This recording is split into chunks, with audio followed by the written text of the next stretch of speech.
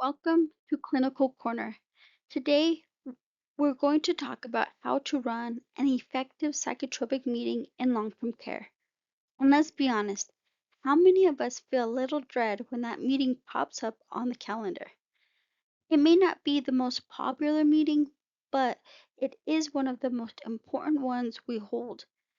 Before we jump into the presentation, I want to pause and talk about why psychotropic meetings truly matter. These meetings are not just medication reviews, and they are not something we do simply because a pharmacist or survey requires it. They are a compliance safeguard, a quality of care tool, and, most importantly, a way we protect the people we serve. This is the space where we slow down, look at the whole picture, and ensure that every psychotropic medication has a clear clinical indication, appropriate monitoring, and ongoing interdisciplinary oversight. When done well, psychotropic meetings support resident rights, promote safe care, and help ensure medications are being used thoughtfully, not routinely. Why do psychotropic meetings matter? Surveyors expect facilities to understand how these regulations work together, not treat them as a separate requirements.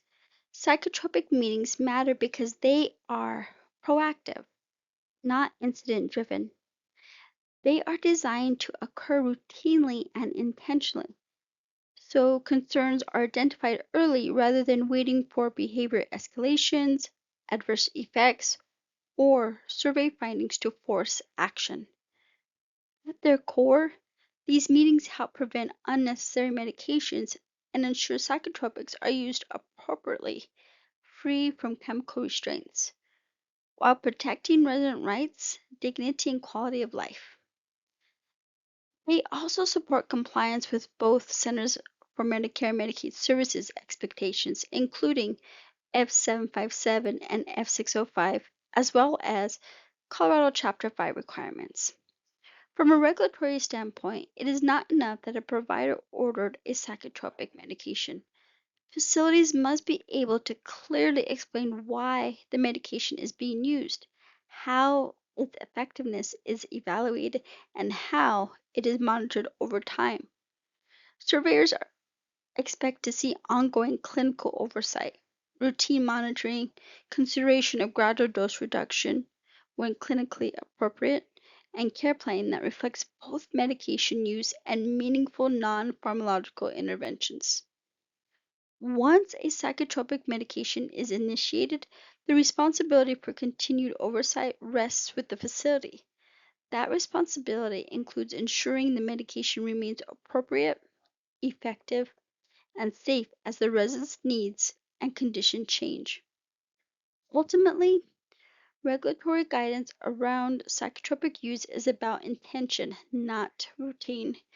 These meetings reduce survey risk, improve outcomes, and demonstrate that the facility is actively engaged in thoughtful, resident centered oversight rather than reactive problem solving after something goes wrong. Let's talk about CMS Regulatory Foundation. Psychotropic oversight is grounded in regulation. F757 focuses on unnecessary drugs. F605 focuses on psychotropic medications and freedom from chemical restraints. Colorado Chapter 5 reinforces behavioral health oversight. HACCP requirements and informed consent expectations also apply. Surveyors expect facilities to demonstrate ongoing clinical justification for psychotropic medications, not simply the presence of a provider order. This requires active monitoring of effectiveness, observation for side effects, tracking and trending of behaviors, and regular reassessment of continued need. Interdisciplinary psychotropic meetings are the system used to ensure this oversight occurs consistently while a provider order initiates a medication. Facility oversight ensures it remains appropriate and continues to support resident safety, rights, and quality of life. Clear documentation of behaviors and non pharmacological interventions prior to initiation is essential, as these behaviors guide ongoing monitoring, care planning, and review once a psychotropic is in place. So, what do surveyors expect from the facility? When surveyors review psychotropic use, they are asking very specific questions. Why is the medication being used? How do you know it is effective? How is the resident being monitored? Was a gradual dose reduction considered? Facilities that can clearly answer these questions with confidence and documentation significantly reduce the risk during survey. Why does attendance matter? Psychotropic oversight is not owned by one discipline.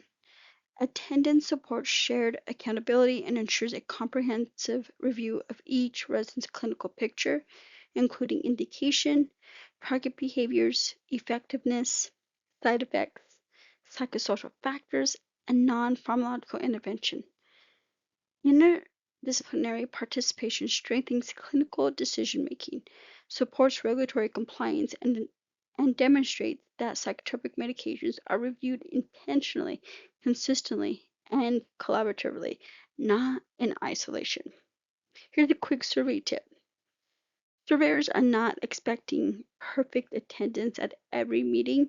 They're looking for consistent interdisciplinary involvement over time, meaningful discussion across disciplines, documentation that reflects shared clinical decision making. Meeting documentation should clearly identify who attended, who was reviewed, what decisions were made. Preparation drives survey compliance. Preparation is essential for an effective psychotropic meeting. When consent forms, behavior monitoring, care plans, or assessments are not current, the team cannot fully evaluate medication appropriateness, effectiveness, or safety. Surveyors expect interdisciplinary teams to arrive prepared with current, objective data, not assumptions. Adequate preparation allows the meeting to function as meaningful clinical oversight rather than a service level discussion, and demonstrates that psychotropic medication are being reviewed intentionally and responsibly. Let's talk about how a psychotropic meeting tracker and documentation can look like. Please note that the Psychotropic Meeting Tracker is designed to help facilities stay organized and ensure all residents receiving psychotropic medications are consistently followed and reviewed in preparation for psychotropic meetings. This tool is recommended for facilities that do not currently utilize the Psych Farm review function that is typically used in point-click care. When this tracker is used, it is important to also document a psychotropic meeting progress note in the resident's medical record to demonstrate that the interdisciplinary review did occur. For ease of chart review and survey readiness, the note should be clearly labeled, such as Psychotropic Meeting Review Note. And how does that example look like? Well, that note could say something like this: IDT completed scheduled psychotropic medication review, indicating target behaviors, effectiveness, side effects, non-pharmacological interventions, and appropriateness of gradual dose reduction. Medications remain clinically indicated with ongoing monitoring, or you can also document any changes made as a result of the review. To further demonstrate interdisciplinary participation, a psychotropic meeting sign sheet should be completed and maintained. The sign sheet should then include the name, the title or discipline, and their signature. So as you can see on your screen, this is an example of a psychotropic meeting tracker. This starts from resident name all the way to the next review date. Keep in mind, everyone that's on a psychotropic should be reviewed at least quarterly, and of course as needed when things do arise. You can simply add the psychotropic meeting tracker and type in the needed information, or you can develop a scroll down tool in Excel. One thing that I feel that is impressive as well is the PRN use. over the last 7 days could definitely use. If that PRN is ordered and not being used, is it necessary? Is that medication needed? How many times is it being utilized? If it's being used 6 times or more in a week, should it continue to be PRN or should we schedule that medication? And then, of course, we got the list of recommendations and what we can apply. And then, of course, adding that next review date. When should we review them next? Should we continue the quarterly review or should we add them to the next month? Here are a few bullet points on what each resident review must address. It's important to use specific, measurable language. Avoid vague terms such as behavior issues. Non-specific language does not clearly describe what is occurring and does not support clinical decision-making or survey review. Clear, measurable descriptions allow the team to evaluate medication effectiveness, assess non-pharmacological interventions, and determine whether a psychotropic medication remains clinically justified. Specific language strengthens care planning, supports gradual dose reduction decisions, and demonstrates intentional clinical oversight. Example, instead of behavior issues, agitation, acting out, you can document such as resident yelled at staff threw items during evening care on 3 occasions this week. Resident attempts to strike staff during bathing despite redirection. Resident paces hallways for 30 minutes, verbalizing fear and calling out for family. Resident refuses medications due to paranoia, stating staff are trying to harm him. These descriptions clearly identify what is happening, how often it occurs, and under what circumstances, which guides monitoring, intervention planning, and psychotropic review. This slide shows a full decision-making process on how we could provide a gradual dose reduction. Behavior monitoring data can drive a GDR decision, and documentation must support each step. We began by confirming there is a documented clinical diagnosis supporting the psychotropic medication. If there's no supporting diagnosis, the expectation is to reassess the need for the medication and notify the provider. If a diagnosis is present, we move forward to behavior review. Next, we determine whether behaviors are clearly defined and consistently monitored. CMS expects specific measurable behaviors, not vague descriptions. If behaviors are not being monitored, a GDR decision cannot be made yet and monitoring must be implemented first. Once data is available, we review behavior trends over time. If behaviors are improving or resolved, we consider whether a gradual dose reduction can be safely attempted. If behaviors are not improving, we reassess the diagnosis, non-pharmacological interventions, and the care plan rather than automatically increasing medication. We then evaluate safety by reviewing whether behaviors are worsening or if adverse effects are present, including possible medical contributors. Finally, we determine whether a GDR can be safely attempted. If yes, we initiate the GDR with a clear monitoring plan. If no, we document the clinical rationale and establish a timeline for future review. What surveyors are looking for is not just whether a dose was reduced, but whether a clear clinical data-driven decision-making process was followed. Let's talk about the meeting flow and how to document decisions in real time. Documenting decisions during or immediately after the psychotropic meeting supports accuracy and consistency across the medical record. Real-time documentation reduces gaps, prevents missed follow-up, and ensures that care plans, monitoring tools, and progress notes reflect the same clinical decisions. From a survey perspective, real-time documentation demonstrates that psychotropic oversight is active, intentional, and ongoing, rather than retrospective or reactive. It also supports continuity of care by ensuring all disciplines have timely access to current decisions and monitoring plans. Let's talk about documentation expectations. Documentation should tell a clear clinical story. Surveyors are not reviewing notes in isolation. They are looking for a consistent story across the medical record. Documentation should clearly show why psychotropic medication was initiated, how it is being monitored, what decisions were made during interdisciplinary review, and where those decisions are reflected in the care plan and follow-up documentation. When documentation is clear, connected, and consistent across assessment, progress notes, behavior monitoring, and care plans, it demonstrates intentional oversight and supports survey readiness. Let's now talk about a few common survey pitfalls. Citations reflect system gaps, not intent. Most citations do not occur because staff are unwilling or unconcerned.